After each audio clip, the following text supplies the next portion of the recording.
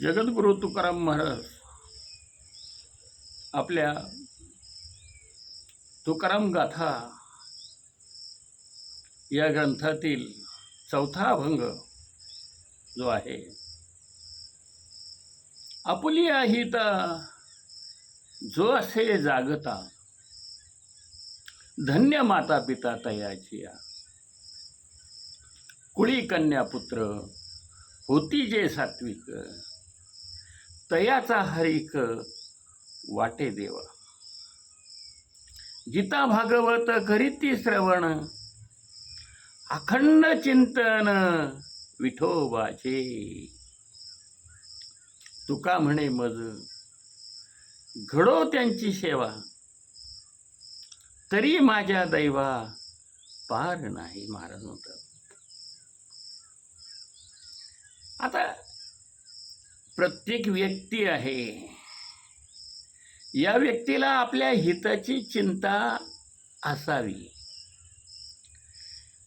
आणि त्यामध्ये त्याला आपलं हित कशामध्ये आहे आणि आपलं अहित कशात आहे ही गोष्ट जर त्याला कळाली तर त्या दोन्हीपैकी त्याला एक गोष्ट अगदी निश्चित की आपलं हित. मग हित काय आहे? या जीवनामध्ये धन दौलत पैसा अडका या सर्व गोष्टी भौतिक गोष्टी आपल्याला प्राप्त व्हाव्यात, हे धन आहे की भगवंताच्या नामस्मरणाचं चिंतनाचं परमधन श्रेष्ठ आहे. कोणतं धन श्रेष्ठ आहे? ज्याला चैन करायचे आहे, मजा करायची आहे, आपल्या कुटुंबामध्ये सर्व गोष्टीचा सुकाळ करायचा. सर्व गोष्टीचा सुकाळ म्हणजे काय? की घरामध्ये ज्या नाही त्या वस्तू नाशिवंत, जसं हा देह नाशिवंत, मळमूत्राचे भांडार काय, तसं ते घर सुद्धा नाशिवंत आहे. त्याच्यात असणाऱ्या सर्व वस्तू सुद्धा एक दिवस नाहीशा होणारे आहेत, नष्ट होणारे आहेत. पण त्याला भ्रमामुळे मायेमुळे त्याला त्या सत्य वाटतात आणि तो त्याच्यात गुंतला जातो. त्याला त्याच्यामध्ये हित आहे असं वाटतं, परंतु हित खरं त्याच्यात आहे का हे ज्यावेळेस तो शोधायला जाईल त्यावेळेस त्याला कळतं. पण त्याच्यासाठी सद्गुरूची आवश्यकता आहे. गुरुविना ज्ञान कैसे कळे? गुरुशिवाय ज्ञान प्राप्त होत नाही. म्हणून जगद्गुरु श्रीमंत तुकाराम महाराजासारखे गुरु आपल्याला पाहिजे. ते सतत आपल्या जवळ असले पाहिजे. सद्गुरूचा गाथा आपल्या जवळ सतत असला पाहिजे. आणि या गाथ्यातून जगद्गुरूंनी तुकाराम महाराजांनी आपल्याला काय उपदेश केला, घ्या एक एक अभंग.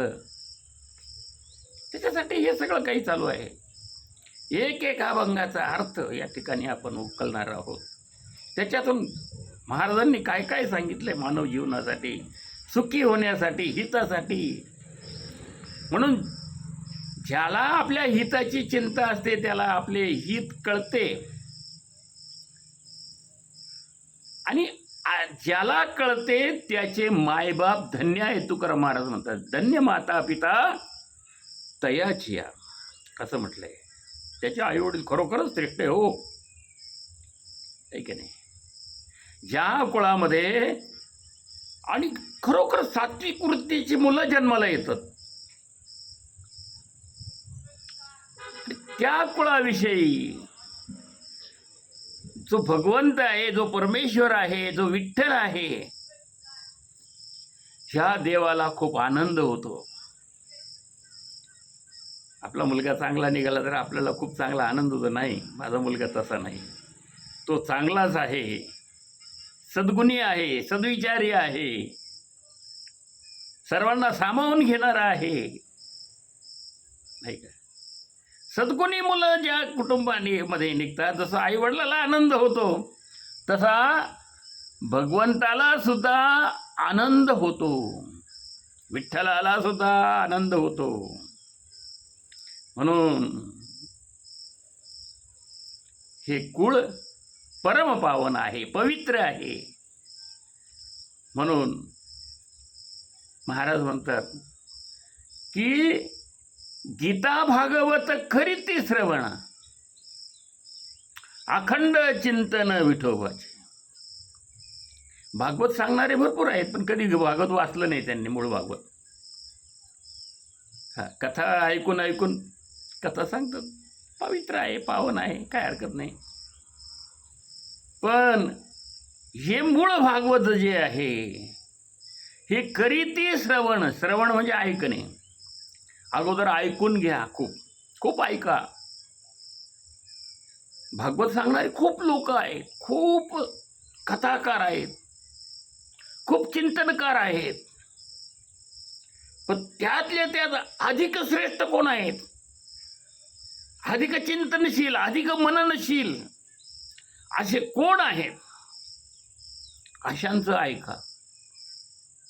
होईल काय त्याच्यातून? तर आपलं सुद्धा चिंतन तशा प्रकाराने जरी झालं नाही तरी त्याच्यातून आपल्याला मार्ग दिसतो. आपल्या जीवनामध्ये हेच करायचं आहे, हे आपण हेच करत आलेलो आहोत.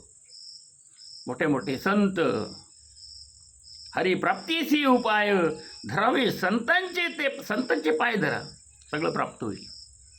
काय म्हणतो. म्हणून त्या कुळात जन्माला आलेली मुलं आणि भागवत श्रवण करतात, गीता श्रवण करतात, गीता पाठांतर करतात, इतरांनाही सांगतात, आणि त्यातले त्यात अखंड चिंतन विठोबाचे चिंतन. विठ्ठल नामाचा तर गजर आहे.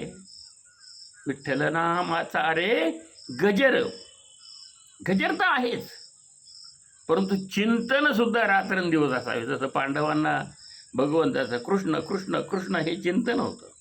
अर्जुनाला सतत चिंतन होतं. त्याच्या केसाला जरी केस जर कानाला लावले झोपेमध्ये, तरी त्याचं झोपेसुद्धा चिंतन अर्जुनाचं चालू असायचे. कथा ऐकलेल्या आहेत आपण. तसं आपलं सुद्धा चिंतन रात्रंदिवस तेच असलं पाहिजे, अखंड चिंतन विठोबाचे. मग जे मुलं ज्या कुटुंबामध्ये असं करतात, अखंड चिंतन करतात, अशांच्यासाठी महाराज काय म्हणतात? तुकाराम महाराज म्हणतात, तुका म्हणे मज घडो त्यांची सेवा, तरी माझ्या दैवा पार नाही. मग असे जे चिंतन करणारे आहेत, असे जे नामस्मरण करणारे आहेत, काय सोंगडोंग करायचं नाही, जगाला दाखवायची गरज नाही मी किती चिंतन करतो किंवा की मी किती श्रेष्ठ आहे किंवा मला किती ज्ञान आहे. हा अहंकार झाला आहे. पण हा अहंकार टाकून मनाने चिंतन करणारी जी मंडळी आहे, हो, आपण प्रवचन देतो, पण समोर बसणाऱ्यामध्ये एखादा इतकं चिंतनशील असतो, इतकं सतत चिंतन करत असतं की आपण त्या ठिकाणी सुद्धा कधी कधी फिके पडतो ना. म्हणून कोणाचं काही सांगू नका, कोण किती मोठा आहे, किती अभ्यासशील आहे. हो, भगवंताच्या भक्तीमध्ये कोण किती रमले. हो, अशी खूप श्रेष्ठ मंडळी आहेत, किती देवाच्या जवळ गेलेली आहेत तुकाराम महाराजांसारखी. आणि देवाला बोलण्याचा अधिकार त्यांना आहे. म्हणून देवाला ते काय म्हणतात अधिकाराने, की अशा लोकांची सेवा मला घडो, अशी सेवा करायला मिळो. आणि अशा लोकांची जर सेवा मला करायला मिळाली तरी माझ्या दैवा पांडुरंगा पार नाही.